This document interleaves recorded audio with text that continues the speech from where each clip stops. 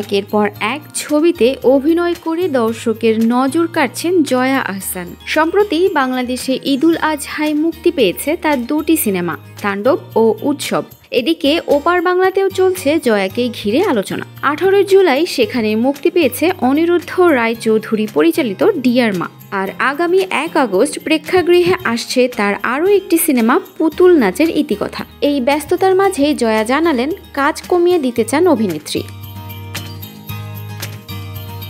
বছরে মাত্র একটি বা দুটি সিনেমায় অভিনয় করবেন। সম্প্রতি ডিয়ার মা সিনেমার প্রচারে অংশ নিতে গিয়ে সন্দেশ ইউটিউব চ্যানেলের একটি পডকাস্টে হাজির হয়েছিলেন জয়া আহসান।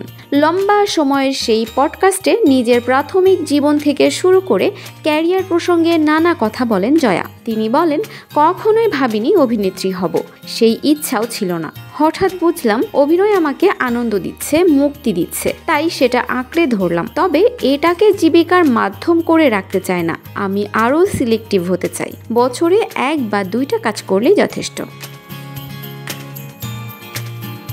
জীবনটাকে উদযাপন করতে চাই। ক্যামেরার ব্যস্ততা থেকে যতটুকু সময় মেলে প্রকৃতির কাছাকাছি থাকতে চেষ্টা করেন জয়া। বাগান করা, গাছের যত্ন নেওয়া, এমনকি নিজ হাতে চাষ করতেও আনন্দ খুঁজে পান তিনি, এমনটাই জানান।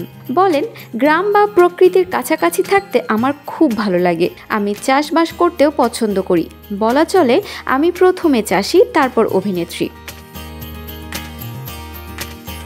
বাড়ির চাল ছাড়া প্রয়োজনীয় অনেক কিছুই নিজেই ফলাই। সকালে ঘুম থেকে উঠে মাটির ছোঁয়া না পেলে যেন দিনটাই শুরু হয় না তার। জয়ার কথায়, মাটি না হাতালে আমার ভালো লাগে না, এটা আমার কাছে থেরাপির মতো। আমি সব সময় বলি, যারা অভিনয়ের সঙ্গে বা যে কোনো সৃজনশীল কাজের সঙ্গে যুক্ত তারা প্রকৃতির কাছে যান, এটাই খুবই উপকারী।